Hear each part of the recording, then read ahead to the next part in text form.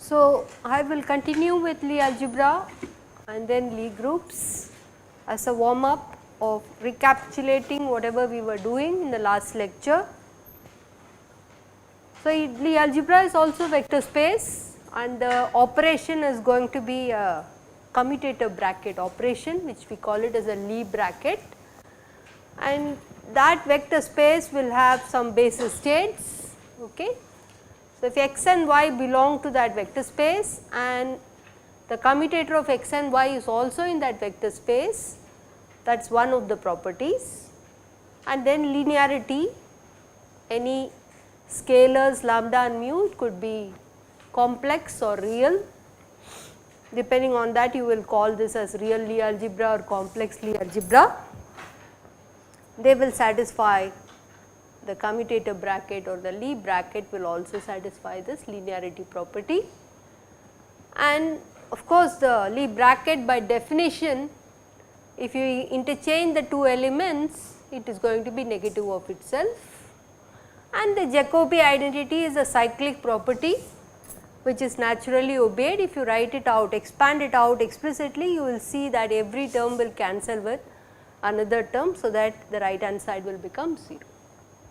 This you are all familiar in Poisson brackets in classical mechanics, and also the Lie algebra has this Jacobi identity property, okay, elements of the Lie algebra. If the Lie bracket is 0 for all the elements, then you say that Lie algebra is abelian. Example was your translation group, the Lie algebra was involving linear momentum, and that was an abelian algebra. Okay. And then I went on to say that if you take any two elements, this is the property 1, that it should give a linear combinations of the elements in that set. Because this is a commutator bracket which is antisymmetric, you can show that when you interchange S and T, this coefficient, which is what we call it as a structure constant, is going to pick up a negative sign. Okay.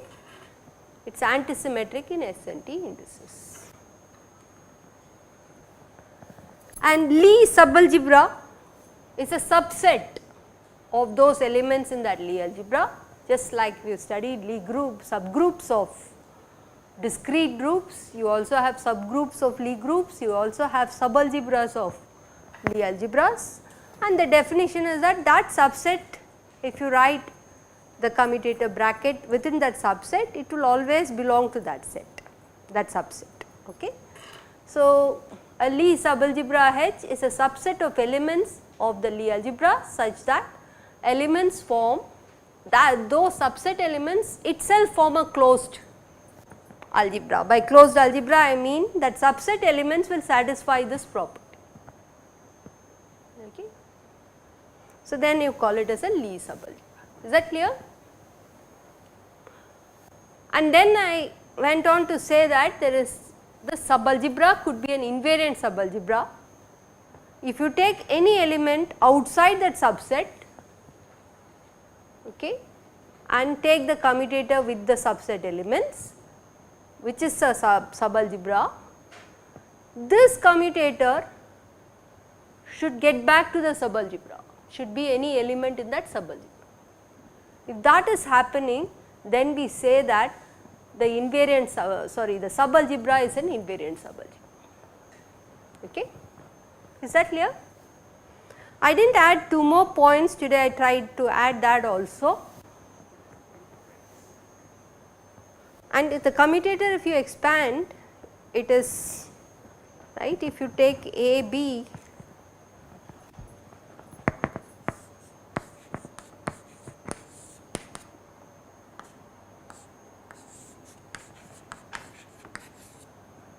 so this by the Lie algebra, as I said, I can write it as C.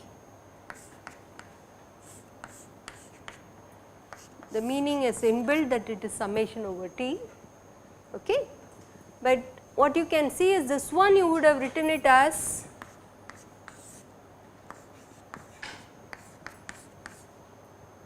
xt, right. These two are equal. So, what does that show? That CT AB is minus of CT B. So, this is antisymmetric in the two indices. Okay. So, structure constants, this is structure constants,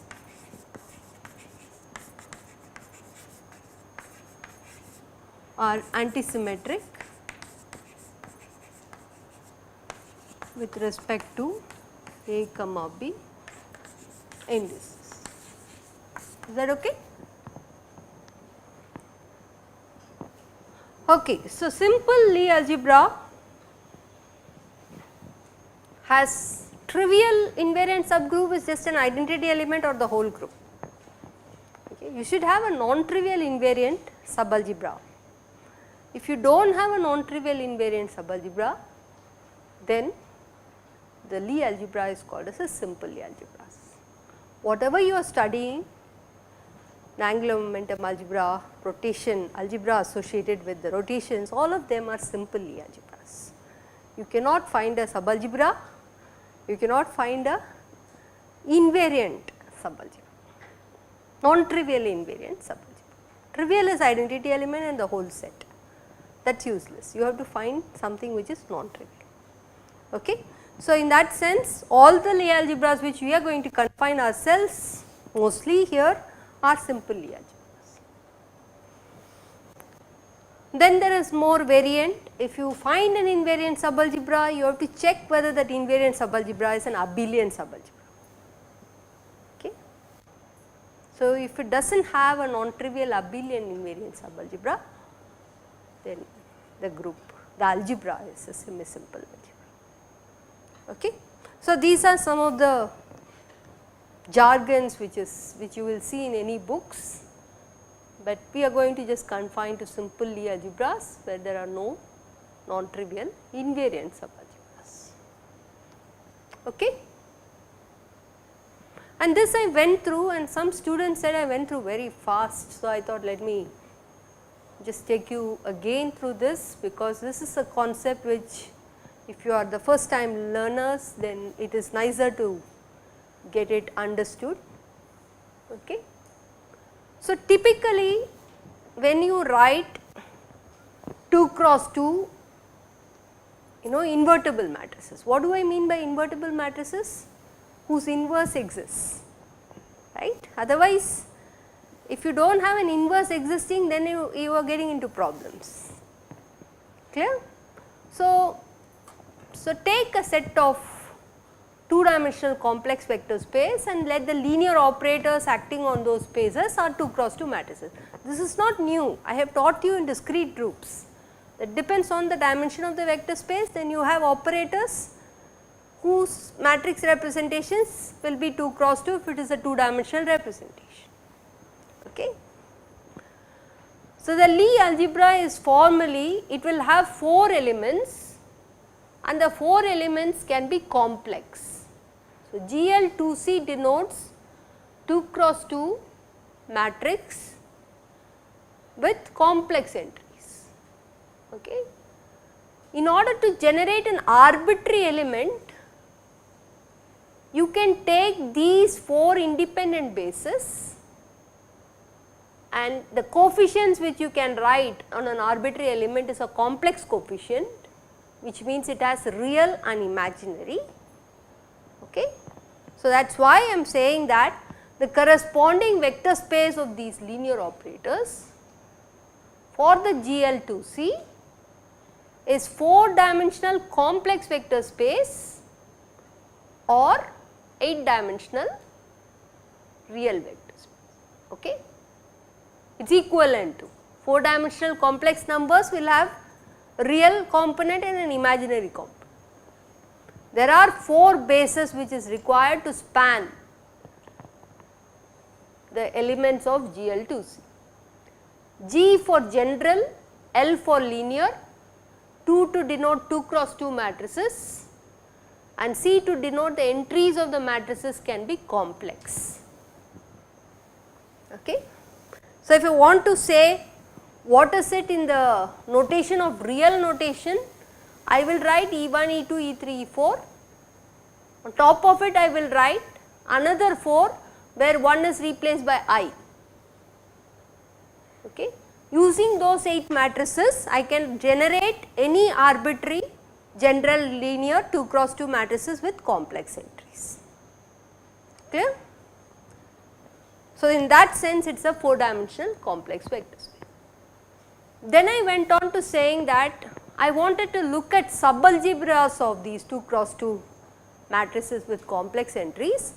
One subalgebra which I could look, I am not given why I am looking at traceless Hermitian. Suppose I look at traceless Hermitian matrices. For example, suppose I want to write down a matrix which is a 2 cross 2 matrix, tracelessness will force you that this has to be opposite to this. Hermitian will force the diagonal elements to be real, right, and off diagonal elements should be complex conjugates of each other. Okay. So, essentially you have only 3 independent possibilities here. Earlier you had 4 independent possibilities because there was no restriction, but once I put a restriction, you do see that I have to write only 3 independent bases. Clear? I can't do anything more than that. So, this essentially tells me that SL2C, this is what we call it as a SL2C algebra, or the elements of the SL2C algebra involves set of 2 cross 2 traceless Hermitian matrices. Okay. And these matrices, the number of independent bases you can have is a 3 dimensional complex vector space because you can still put complex coefficients. Okay.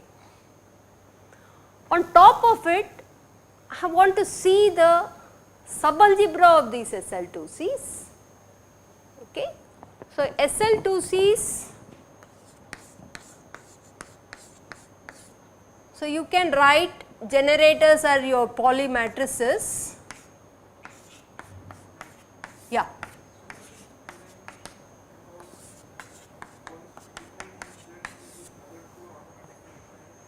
Which other two? Yeah, with an I factor.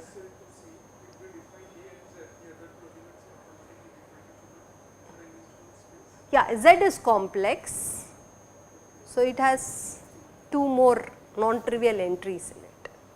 That is the meaning of it. Okay. A is real, Z is complex. After you write, any arbitrary element will be a linear combination of the basis states which have complex coefficients. You understand? So, that is why it will become either 6 real dimensional vector space or it will be a 3 complex dimensional vector space. Is that clear? So, sigma 1, sigma 2, sigma 3, did I make a mistake on this I? Is that right, or 0 minus I 0? 1 minus I, right? Okay. So, this is one set of generators, all of them are traceless and Hermitian, right. And then as I said that it will be, you can also write S1 which is I times sigma 1, S2 which is I times sigma 2 and S3 which is I times sigma 3. Okay.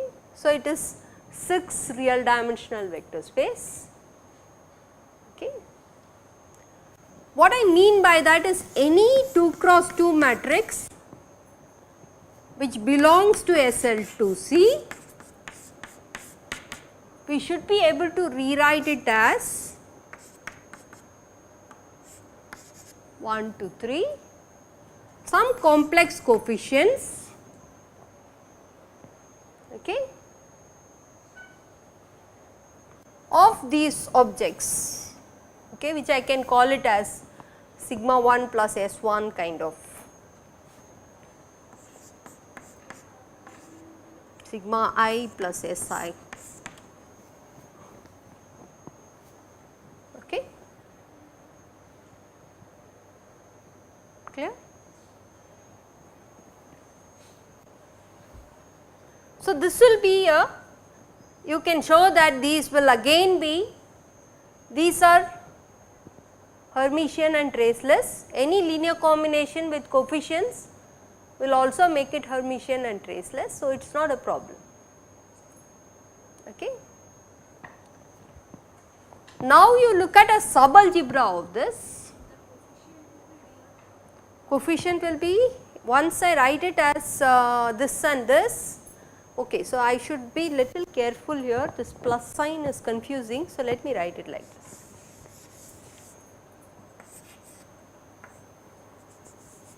So, it is coefficient Ci, so let me write 1 to 6, okay, Ci times these generators, let me call them to be,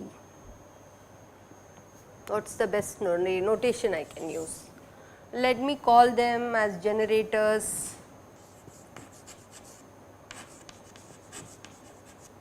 as Gi, let us say all the 6 are.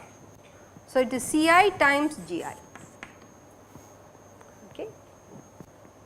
Then you can keep Ci to be real. This is probably a better notation. Adding those two may not be a right thing, with the common coefficient is not right. Okay. It is a 6 real dimensional. So, these coefficients are real now, 6 real dimensional vector space. Okay. So, these 6 are the ones which is going to generate for you the algebra of SL2C. Okay. Clear? So, the algebra of this SL2C involves sigma 1, sigma 2, sigma 3. You have S1, S2, S3, and which one is a subalgebra? Both of them are subalgebras of it. You agree? Sigma 1, sigma 2, sigma 3, it closes amongst itself, right. Sigma 1, sigma 2 is I sigma 3. So, this is a definitely a subalgebra. Okay. It does not mix these two. So, it is definitely a subalgebra, and you can look at elements generated using this subalgebra. So, those are what I call it as elements which, let me call it as some H, which is 2 cross 2 will be summation over Ai sigma I. Okay. So, these are arbitrary elements involving only the subset of those Lie algebra elements of SL2C, and they will generate for me your familiar angular momentum which you have studied, which is going to give you an element of a Lie algebra, which I am going to denote it as small s, small u under 2.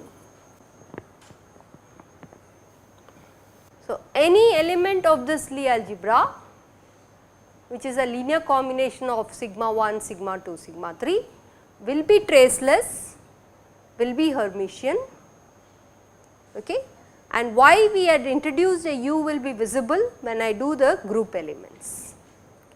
Okay. So, we will see why the u has been introduced here.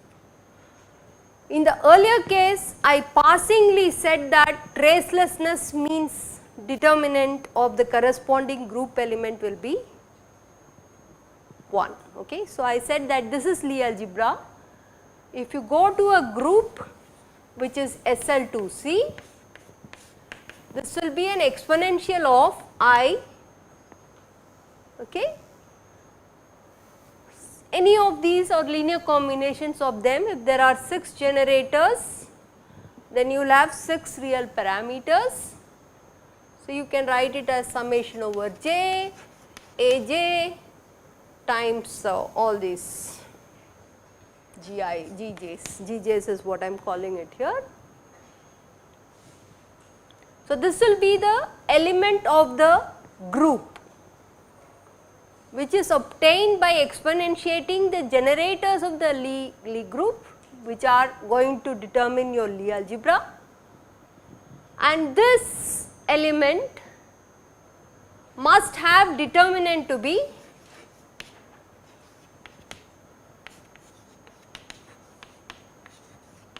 this has to be plus 1. That is the meaning of saying it is special linear group. Okay. That is the important requirement. And once I put that condition on the determinant of an exponential, okay, try to think of it as matrix representations. Determinant, when you do a diagonalization,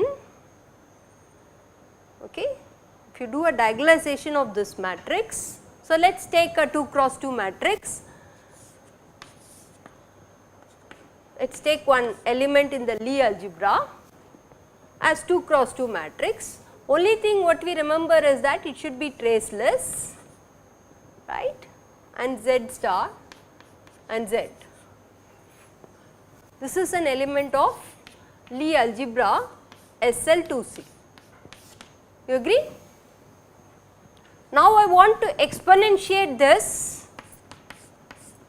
Let us take one element, I am just taking an exponential of that, and I want to say that this is an element of the group SL2C. Okay.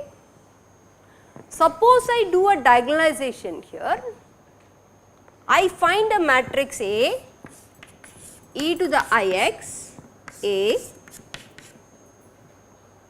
gives me a diagonal matrix. So, let me call it as e to the I lambda 1, e to the I lambda 2, right, A inverse. I can always do this on a given matrix. If I take the determinant of this,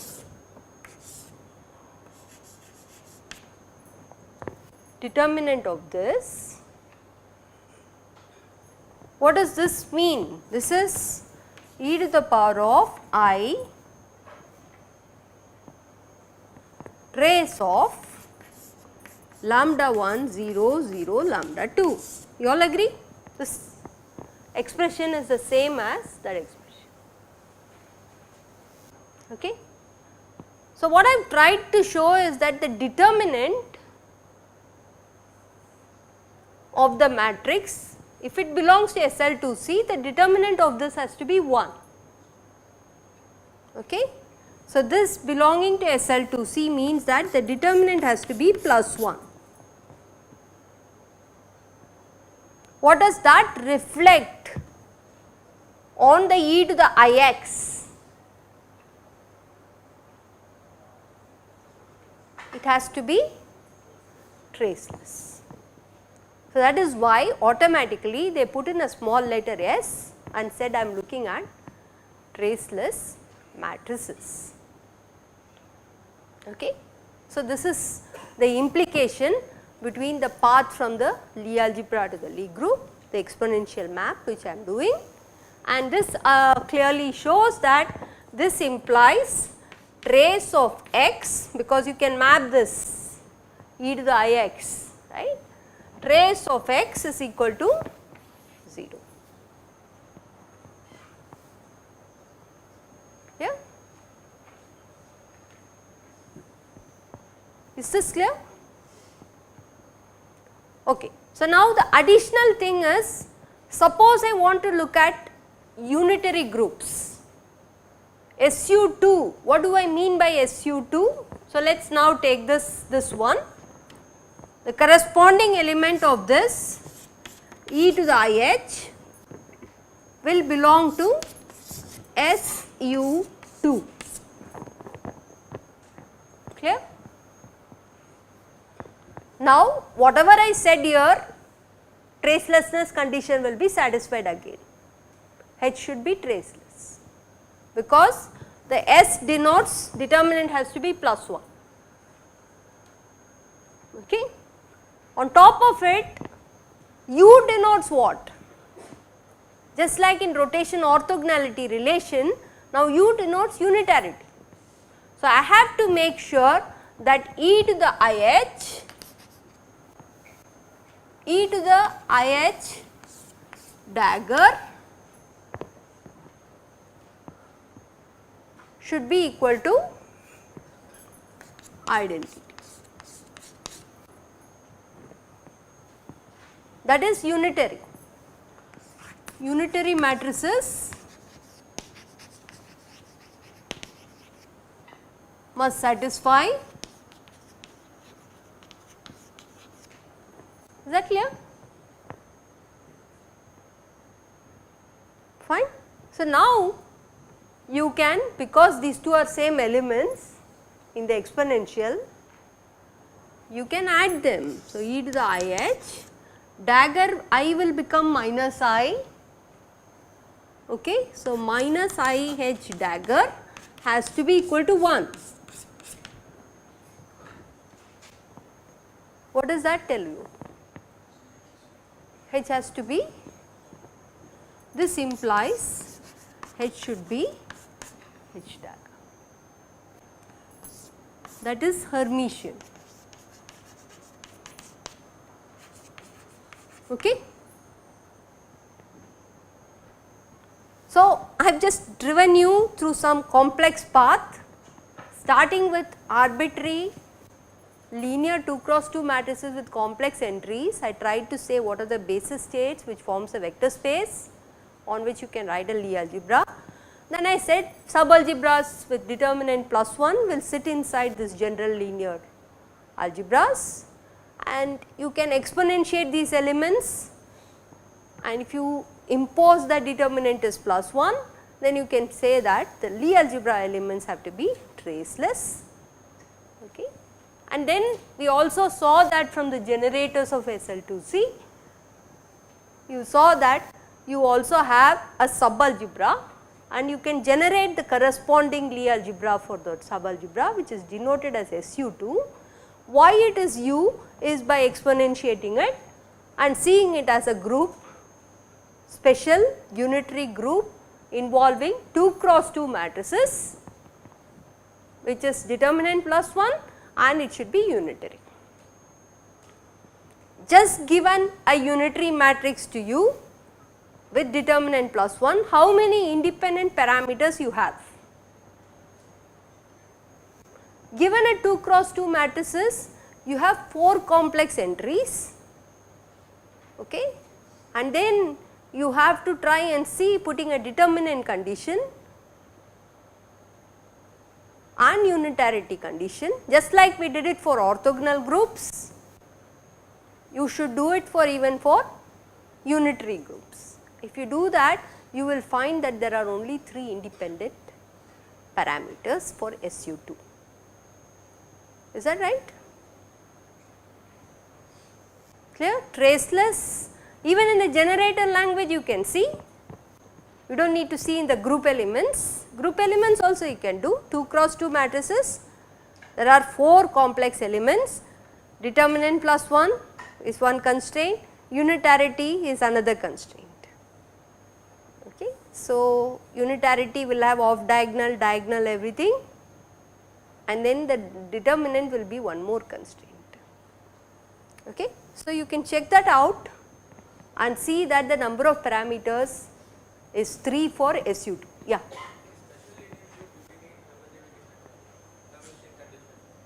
Special unitary group.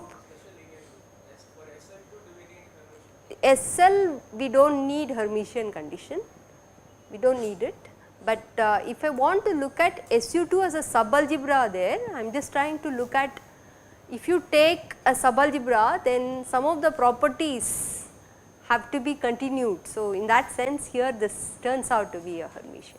I do not have a reason why it should be Hermitian. For SL in general only determinant has to be plus 1, or in the algebra it should be traceless. Yeah.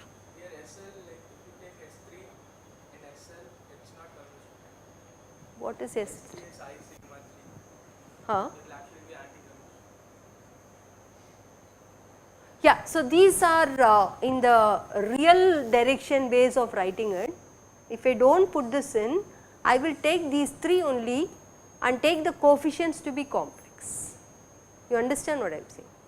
If I take it to be real, then you see it to be anti-Hermitian, I agree with you, but this equivalent statement between complex vector space and real vector space is, if it is an n dimensional complex vector space, it is 2n dimensional.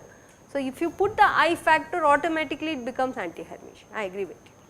Yeah, but you start with only saying I am looking at a complex vector space, and then these are the 3 generators with complex coefficients. Okay. In that sense, it will be, even their coefficients can be complex, right. So, then Hermitian things you need to worry about it, I agree. The generators are traceless and Hermitian, that is all I can say. Okay. So, I do not think I need to put in the condition of Hermitian for the SL groups, but when I come to SU groups, Hermitian comes up naturally. Is that clear? Yeah, any other question? Yeah, that is a good point. SL groups, you only want determinant to be +1, there is no Hermitian requirement, but SU, because of the unitarity, you do see that you get that H and H should be equal to H dagger, where H's are the generators of the Lie algebra. So, are you all sinking the fact now, what is Lie algebra, what is Lie group? Elements of Lie group are exponentiating elements of the Lie algebra, and the Lie algebra elements, if you take any 2 elements, you do a commutator, you have to get a linear combination which satisfies those same properties. Okay? That is why it forms that Lie algebra. Is that clear? I have given you a couple of examples just to clarify things for you. Huh? Huh? S, once I put a letter S for the Lie algebra, it is traceless, which is equivalent to the group capital S to be determinant to be +1. That step is what I have shown you here, that you can always diagonalize a matrix. When you diagonalize, this one will have eigenvalues. Because these elements are e to the ix, I have written e to the I lambda 1 and e to the I lambda 2 are the 2 eigenvalues. So, determinant of this can be also written as e to the power of I. So, determinant is e to the I lambda 1 into e to the I lambda 2. If you take a trace, it is lambda 1 plus lambda 2, it is e to the I lambda 1 into e to the I lambda 2. Huh. Yeah, SO will also be some sub-algebra of this SL. Yeah, so only thing is there are orthogonality conditions and the coefficients have to be real, and there will be some sub-algebra of these SL groups. Okay. So, there you have to look at 3 cross 3 matrices. Even though I have considered 2 cross 2, you can do this for GL and C. I will just mention those notation. Okay.